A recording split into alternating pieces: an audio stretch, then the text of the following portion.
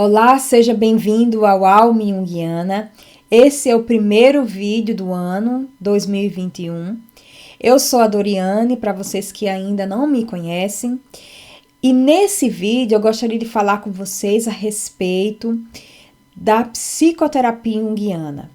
Eu gostaria de trazer para vocês nesse vídeo algumas reflexões, alguns pontos importantes que eu acredito que sejam importantes quando a gente pensa em psicoterapia junguiana.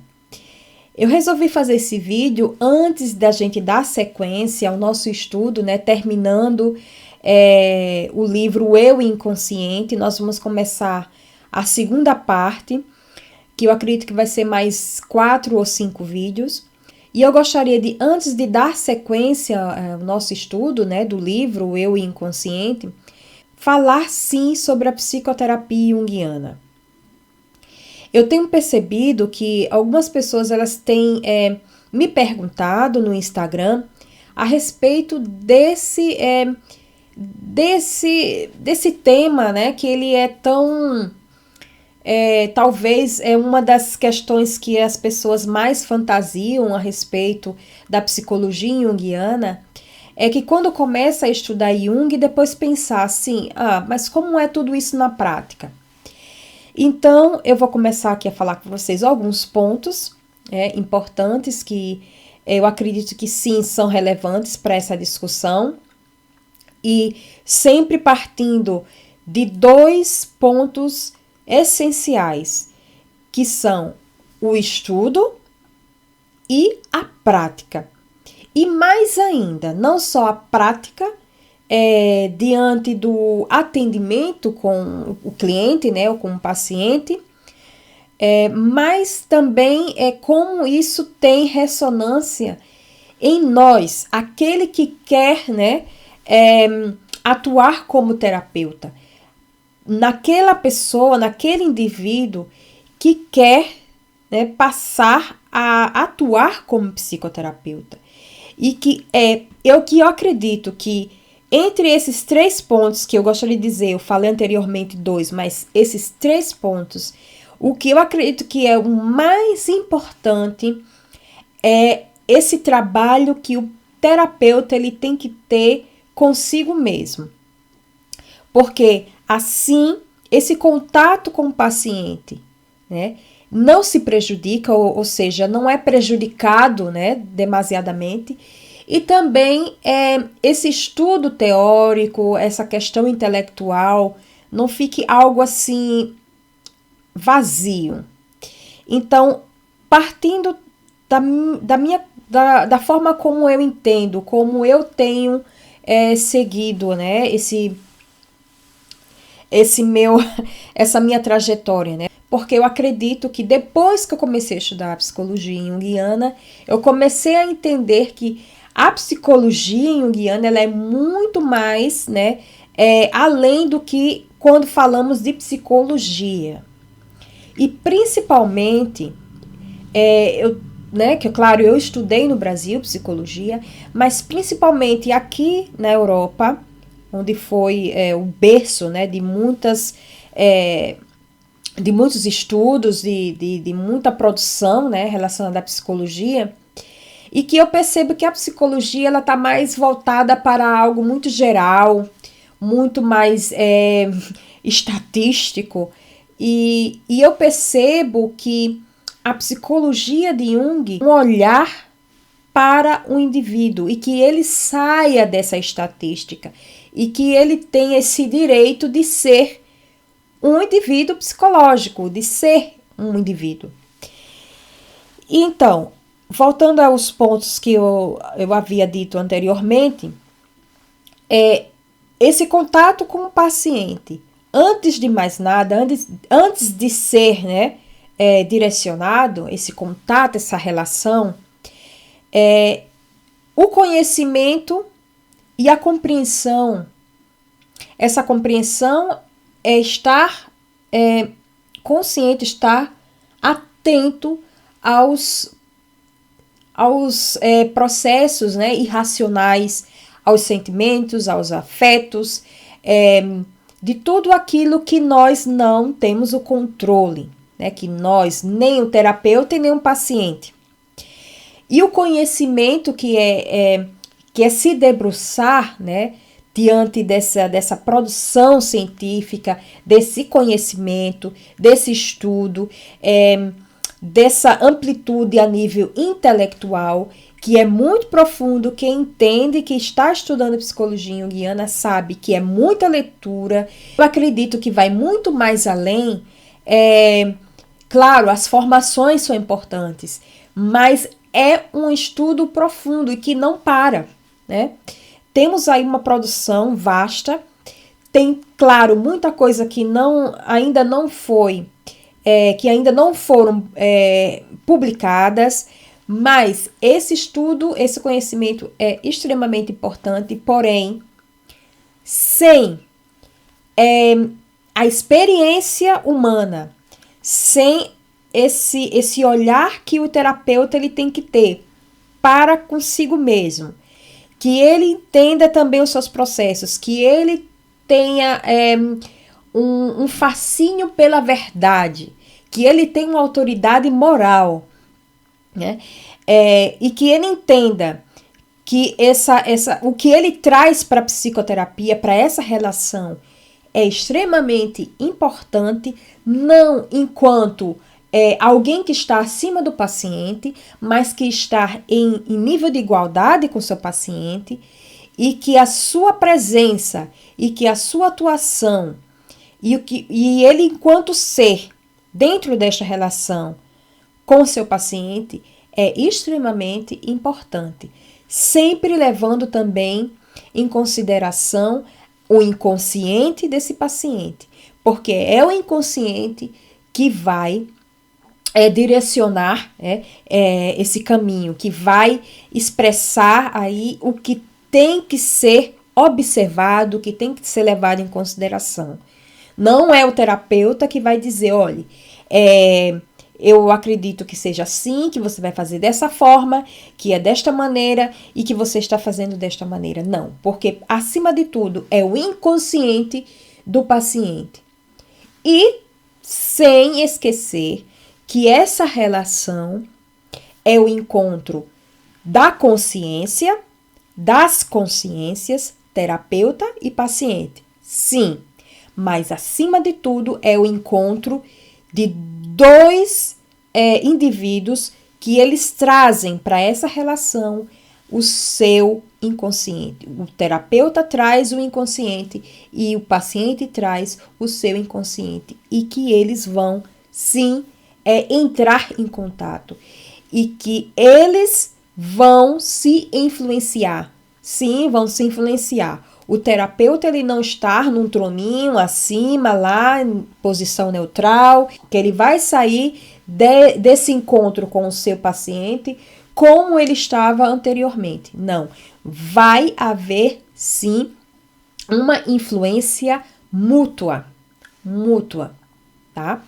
E o terapeuta ele não é mais do que aquele que vai estar atento a esses processos inconscientes e que ele vai estar muito atento para que esse paciente saia, né? Mais uma vez, negligencie, mais uma vez, renegue o que o inconsciente está tentando comunicar e volte apenas para o ego. O ego, nesta relação, né, nessa relação psicoterapeuta, esse ego é fundamental, porque para que se tenha uma compreensão, uma assimilação desses conteúdos, o inconsciente ele tem que estar presente, né? Mas ele não é o senhor, né, desse processo. Ele não está acima. Ele vai atuar, ele vai agir em prol, né, um facilitador também desse processo. Ele vai trabalhar em conjunto. Então, é algo muito delicado, é bastante delicado, porque o inconsciente não é isso ou aquilo. O inconsciente não é uma coisa. O inconsciente não é algo que você vai apalpar. No inconsciente não é algo que você vai dizer, olha, aqui é o inconsciente. O que se pode observar é que em sintomas, em atos falhos da memória, justamente no momento em que a repressão da consciência falha, esse material ele pode, né, emergir, muitas vezes é o que acontece.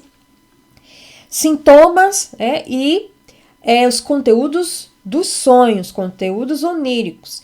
Então, a partir daí pode-se observar a expressão desse inconsciente. E que ele tem vida própria, ele é autônomo. E não é o ego que vai dizer eu vou ativar complexo tal, ou vou ativar o arquétipo tal para poder chegar aqui. Não, isso aí é uma atuação egóica, isso aí é uma atitude egóica, é o ego que está direcionando, e o processo de desenvolvimento psicológico desse indivíduo psicológico finalmente ter o direito de se expressar. O ego não está acima, não está sentadinho no trono, não é ele. Ele vai ter que participar, sim, desse processo que é fundamental, sim, a presença desse ego. Porém, é o inconsciente. O inconsciente, o processo de desenvolvimento psicológico é justamente a ligação, é o encontro dessa consciência com o inconsciente, que a consciência ela passe a considerar, a levar em consideração que existe algo que não está nas suas mãos. Não temos o controle de tudo. Muitas vezes, quando o paciente ele vai buscar um processo, né, psicoterapêutico, esse paciente ele já vai trazer dores, incômodos, situações desagradáveis, sintomas, já chega num nível, muitas vezes, que não tem mais como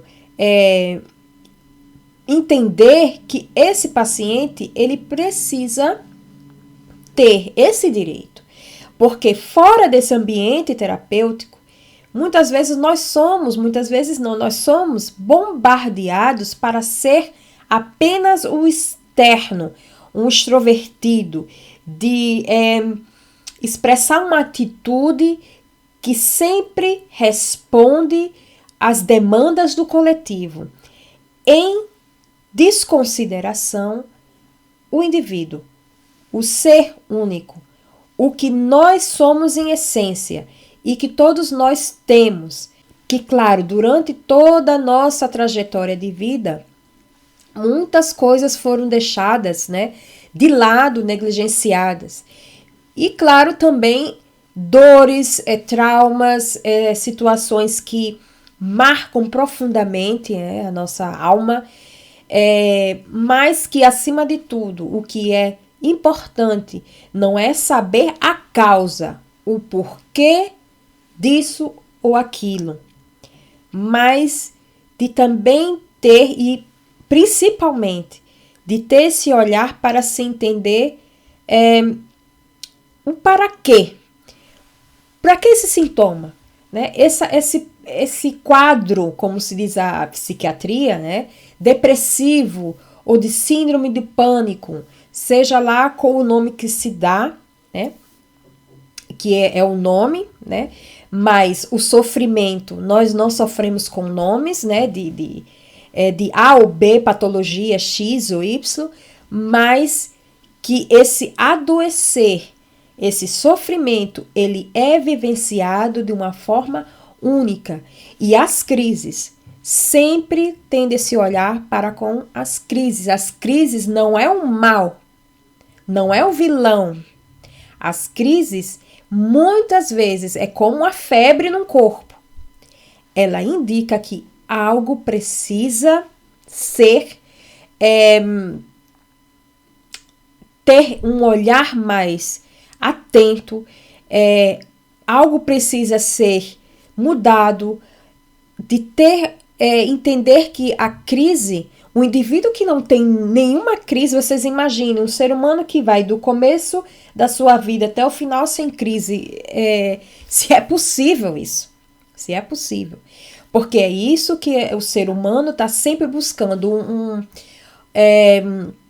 um patamar de felicidade contínuo, eterno, sem conflito, sem crise, sem as mudanças, né, que a vida muitas vezes nos confronta. E a psicologia junguiana, por que também ela não é bem vista na academia? Justamente porque não tem um planejamento, não tem um métodozinho para ser aplicado. Muitas vezes as pessoas me perguntam como fazer assim e assado, como é que você age com seu paciente. Eu não faço a mínima ideia. Quando o paciente chega, quando o cliente chega, você não sabe o que você vai entender. Na relação. Porque eu sei e eu estou consciente de que a minha consciência entra em contato com a consciência desse paciente. E que o meu inconsciente e o inconsciente desse paciente, nós vamos entrar em contato, em relação. E estar atento que pode haver ali e que vem à tona, sim, conteúdos da transferência, da contra-transferência, sim, porque eu estou no processo. Eu, enquanto terapeuta, não estou afastada, eu não estou acima, eu não estou numa montanha e o paciente abaixo. É algo muito, muito profundo, delicado, e que a gente tem que ter atenta a isso, de que o terapeuta, ele busca a verdade que, claro, a dele, o paciente tem a sua verdade, e quando eu falo da verdade, eu estou falando do inconsciente. O inconsciente que vem, que não sabemos como é que ele vai se expressar nessa relação, e sempre entendendo que a psicologia junguiana não é uma teorização, não é falar de conceitos, é uma psicologia que parte da vida prática, Em nenhum momento, quando eu estudo a psicologia junguiana, principalmente, não só quando eu estou com os textos de Jung, e também textos da Von Franz, principalmente a Maria Louise von Franz, ela traz muito isso, né? De fazer sempre essa ligação com a vida humana, né? Com a prática da vida, porque não tem como ficarmos aqui só falando de uma teorização, de técnicas, de métodos, sem entender que se não disser nada para a vida do indivíduo, se não fizer nenhum sentido, ou não tiver o fator eficaz na vida do indivíduo, vão ser ali apenas produções de livros, de estudos, de pesquisas, e que não tem um impacto nenhum na vida do indivíduo. Então, a psicologia junguiana não é que ela não tem métodos, mas ela tem como um olhar muito sensível, muito delicado para as questões do inconsciente. O inconsciente do indivíduo, quando ele vem à terapia, ela traz esse consciente, ele quer dizer algo. E o terapeuta, ele tem que estar atento ao seu processo, ao processo do paciente, porque esse terapeuta, que ele se propõe a essa função, é de grande responsabilidade, e que ele tem que estar sempre conhecimento, buscando conhecimento, a supervisão, sim, porque tem outros terapeutas mais experientes e é um terceiro olhar ali para aquela relação, porque o terapeuta, ele vai sim, ele pode se deparar muitas vezes com conteúdos da contra-transferência, né? Então a supervisão é importante e sim, o processo de análise. Porque ele não pode, de forma alguma, esperar do paciente algo que ele, enquanto terapeuta e como ser humano, ele nem buscou, nem atingiu e está distante desse processo. Então é aí que vai falhar a sua autoridade moral. Porque o processo de psicoterapia, a psicoterapia e o terapeuta, ele tem que ter como a base também, essa autoridade moral. Então, porque se não tiver, então é melhor fazer outra coisa, né? Ninguém é obrigada a ser um psicoterapeuta, mas está sempre atento, que é uma das profissões mais difíceis, na minha opinião, que nós, enquanto ser humano, podemos dizer, não, eu vou abraçar e eu vou, sim, me dedicar a essa função. E eu trouxe, sim, esse vídeo também com o intuito de dizer também a vocês que a partir desse ano, com mais ênfase, eu aqui na Alemanha, eu vou estar também apta não só por lei, e também pelo tudo isso que eu falei aqui, né, no vídeo para vocês, que é algo que eu busco muito, né, enquanto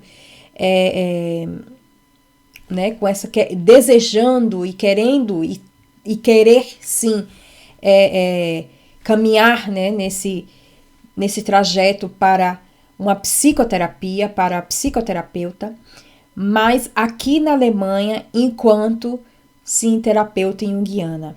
Eu sou registrada aqui na Alemanha e eu vou começar a poder atender brasileiros que estão em toda a parte do mundo.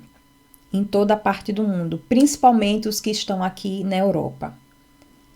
E eu gostaria de agradecer a vocês. Dúvidas, vocês, por favor, escrevam para mim. Eu estou muito feliz com esse novo projeto que eu estou abraçando, que é algo que eu me preparei bastante para isso.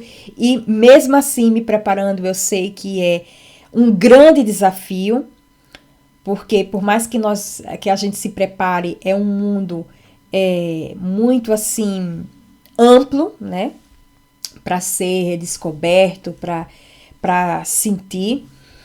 E vamos continuar aqui no Alma Junguiana. E eu gostaria de falar para vocês que vamos começar a dar sequência aos nossos estudos.